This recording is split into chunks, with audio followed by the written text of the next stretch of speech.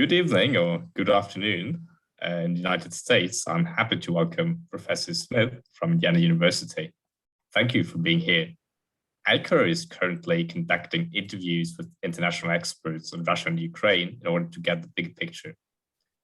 You're a professor of political science at Indiana University who is specialized on Russia and elections in authoritarian regimes. So Russia is invading Ukraine. Russian troops are expected to start soon a major offensive from the Ukrainian capital. We get new informations every day. So what is your general assessment of the current situation in regards to the Russian invasion of Ukraine? So thank you for having me. I really consider accurate information and debate to be a front in this war, where we are all fighting to provide really good discussion. And so I'm very glad to be here today. It's difficult to say this as we watch bombs rain down on Ukraine, but it's very early days in this war right now, and things are changing very quickly. It's hard to make concrete assessments about what's happening. Things that we know for sure are that the Ukrainians have been especially fierce in their military fight against Russia. We have some sense that Russia has taken heavier than expected casualties, both injuries, captured and killed soldiers. We also have some sense that Russia's equipment is not holding up very well in the fight, that it has lost more equipment and used more missiles than it expected at this point, and that it seems fair to say that Russian goals in the offensive have not been met yet.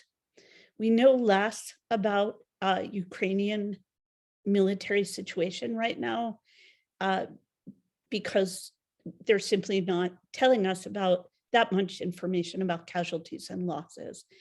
We do know an awful lot about civilian casualties and bombing situations, which obviously are horrific, and the mass exodus.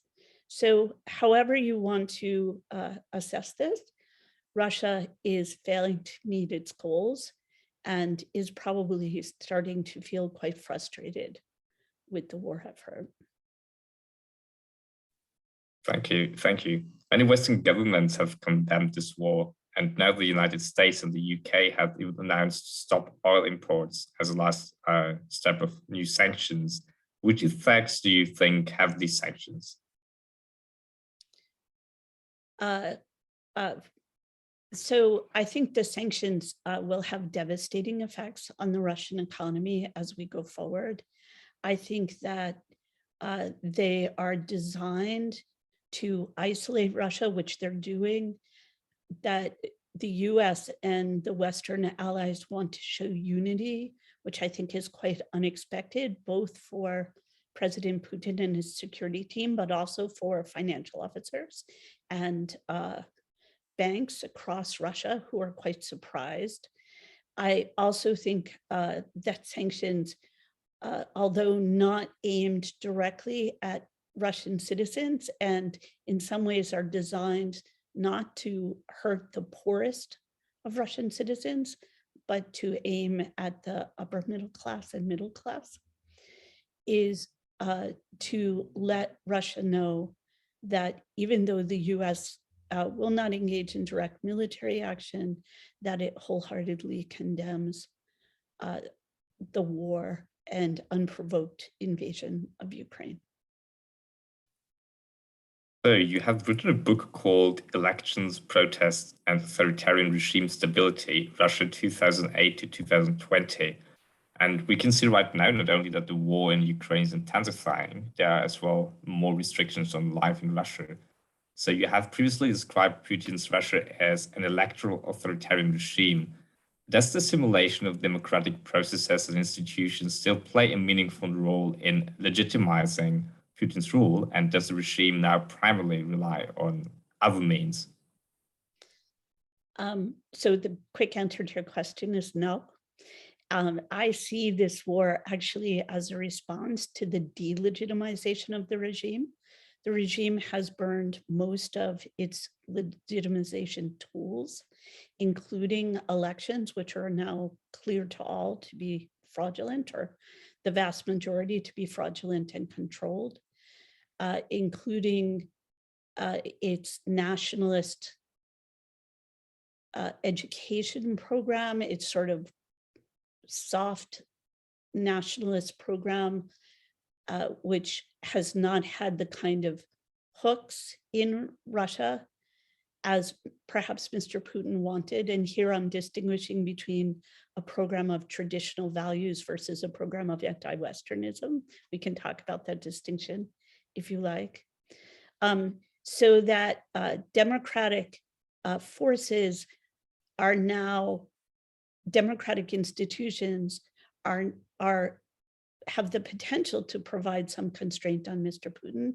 The other day in the Duma, 50 deputies chose not to show up, participate in the vote for new laws on restrictions on speech, or using the word war, imposing penalties of treason. That is a clear signal to most that those people oppose those laws. But on the whole, the democratic institutions of the country are not making much difference right now. Thank you. You said that you would like to talk about this distinction you just mentioned. Right.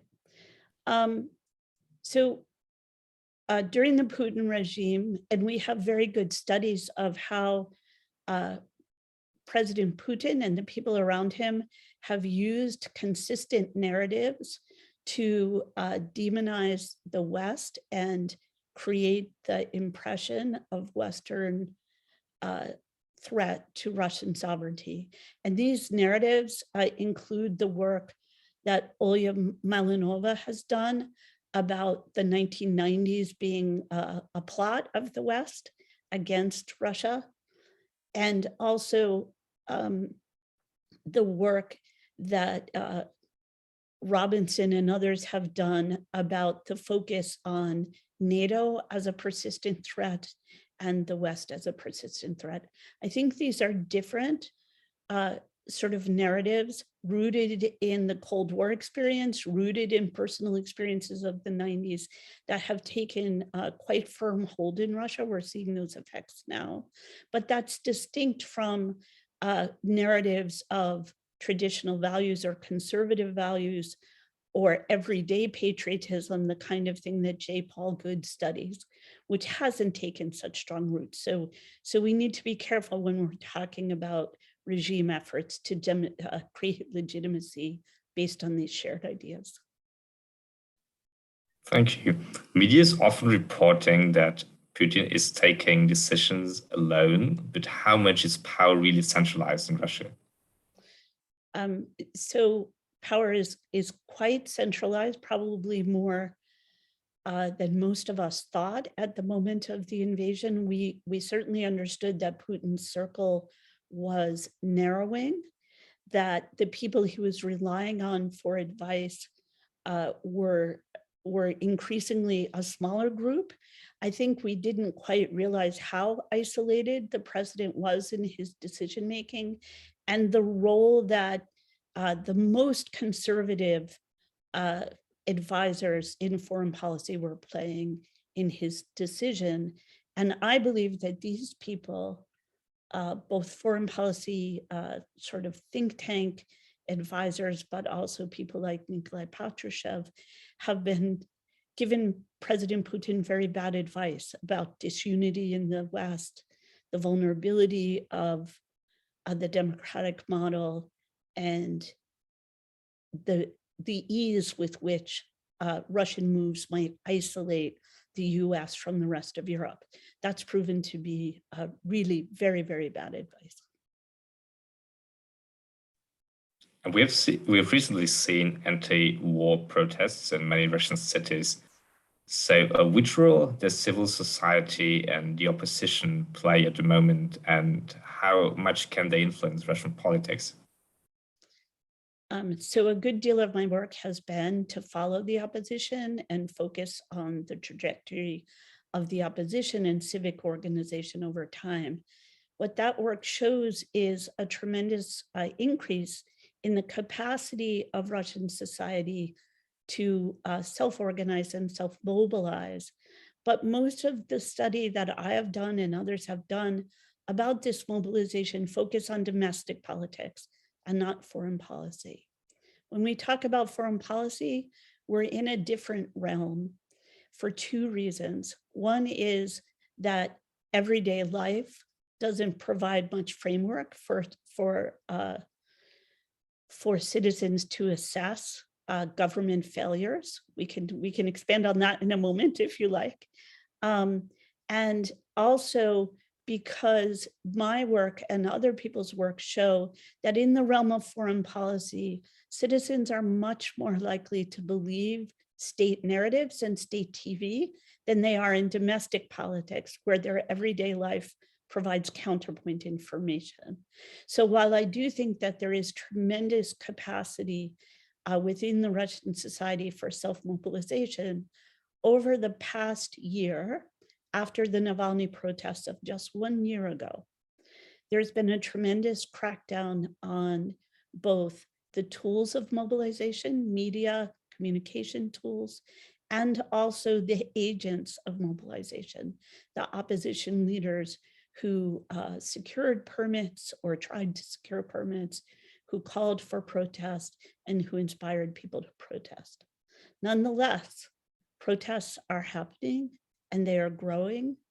And even though we tend to focus on street protests and large actions, there's a great deal of sort of everyday weapons of the week, to use Jim Scott's phrase, types of protest happening in Russia, ranging from graffiti to posting black windows on your social media accounts and so on. So there's a lot of communication happening in this society at the moment. Thank you. Please feel free to elaborate on the first point you wanted to introduce. Well, let's continue and maybe we'll come back. Okay, sure. If that's great. Okay. So then I have one last question for you. So at the moment, many Western and international media agencies are leaving Russia because there are new laws that restrict freedom of speech. And how effective do you think is this Russian propaganda in convincing people of what is going on in Ukraine? So we've seen some new polls today from various sources exactly on this question. It's difficult to trust these polls. The question wording is influenced by the censorship laws. It's not clear what the sampling strategies are for many of these polls. And it's difficult because response rates seem quite low. So we're getting the response of people being willing to answer the polls. And so there are many sources of bias within these data.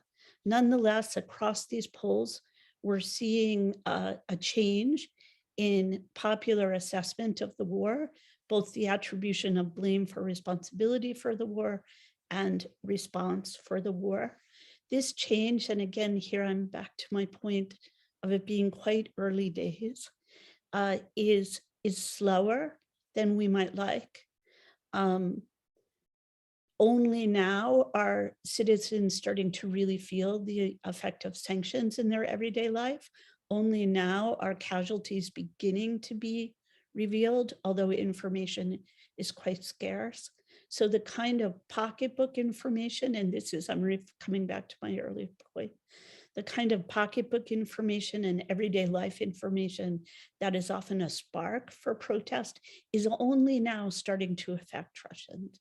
And that is entirely because, relative to your question, it is very difficult to get information now about what is happening in the war, about the failures on the battlefield of the Russian military, the magnitude of protest, the brutality of the Russian police, and even the scale of the action which defied Mr. Putin's claims that this is a strategic military incursion and not a full-out war. Nonetheless, we know that information is getting through new media sites and other types of information. It's remarkable how quickly Russian opposition television found a way to be online. Navalny's TV channels are broadcasting. Medusa continues to be a vibrant source of information. So there are still significant alternative narratives being made available to Russian citizens. Thank you very much for sharing your point of view and giving us insights, Professor Smith. So, yeah, is there any additional point you would still like to make in Ukraine? So I guess I would like to say that it's very easy to be pessimistic about the lack of protest within Russia to this horrific war. And I really had hoped that the response would be faster and larger. But theories of political psychology, theories of opinion change tell us that these things don't happen overnight and that it will take some time for people to really start to be able to articulate alternative opinions. I believe we're in that process in Russia, but we're going to have to be patient. And again, my thoughts are with Ukraine, and I'll say for a final time, it's very hard to say these are early days, but these are early days and things are happening rapidly. So let's not draw any fixed conclusions and expect them to stay fixed. Thank you very much for these last words. Thank you, and thanks for inviting me to speak with you.